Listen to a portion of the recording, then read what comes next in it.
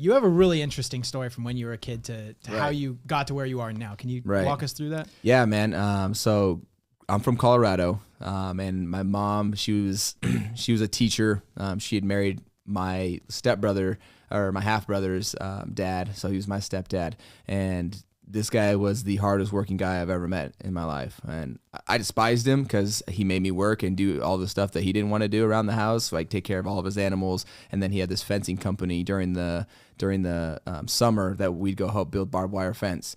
And we didn't have all the best equipment, so it's straight manual, like manual labor type stuff, and like huge jobs. Like he had a really good reputation in the fencing business, like 25-mile long jobs along the highways, along the railroads. So he was getting big jobs, big railroad government jobs, federal jobs. And so we'd have like a crew of 5 of us that would go build these during the summer. I'd only be there for like 2 months, but during those 2 months it was just hell.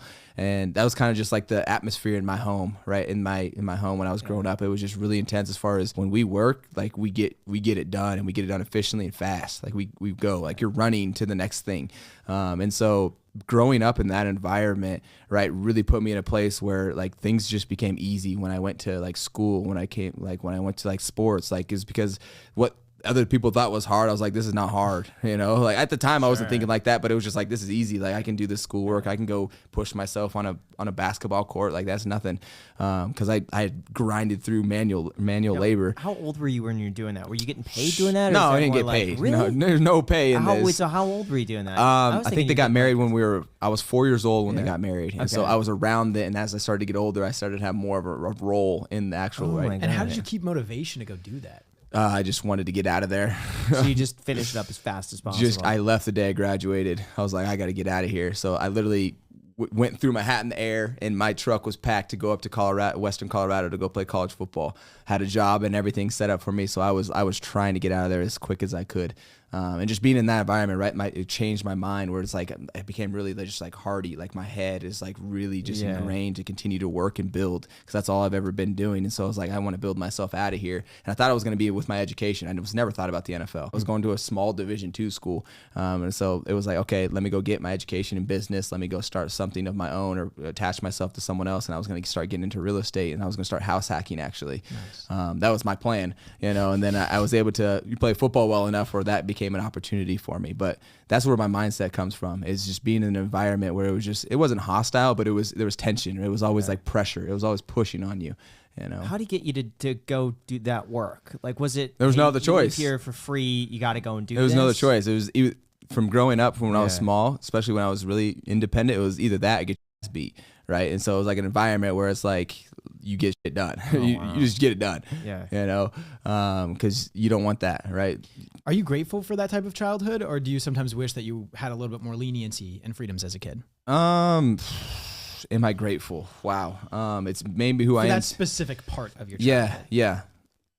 I would say I have twisted it to get the positive out of it. Like, I think it has made me who I am today, which I'm very grateful for, as far as me being able to really stay focused and build myself up. Is there a different way? Probably. But I think the tough love aspect got me really ready for really the world, right? And just being able to, like I said, commit myself and understand that not everyone has your best interest in mind. And guess what? Like, things aren't always going to work out for you, and there's not always going to be a why, but you might have to do something, but you might not get the reward that you're actually expecting. Like, I was just working just to work. I didn't get anything for it. Sure, I had the home, right? The home life, that was great, but it wasn't like I was getting paid or any of these benefits or anything like that. So I would say, yes, I am appreciative of the tough love, how it was done.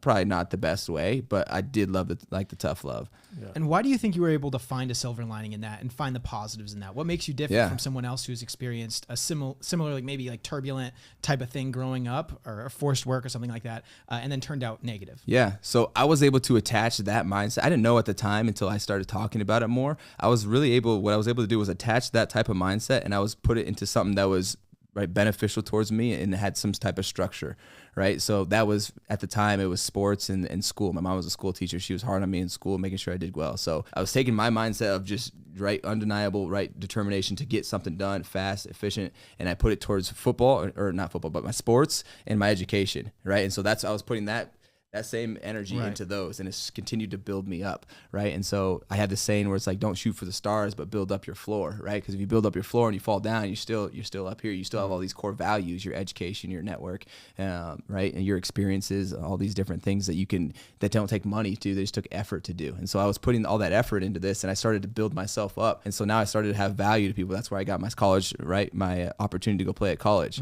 and so.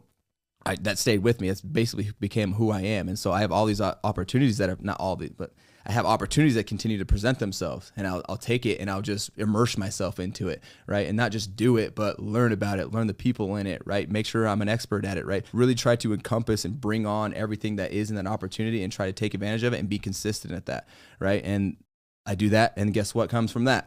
Hey, you're good at this. Hey, try this, or here's more, right? And so that's how I've been able to continue to build up to this point now, where I use the NFL, which is a huge platform, and then all of the status and all of the the money, all of the the experts that the people that you can get connected to, is just blossomed into what it is today.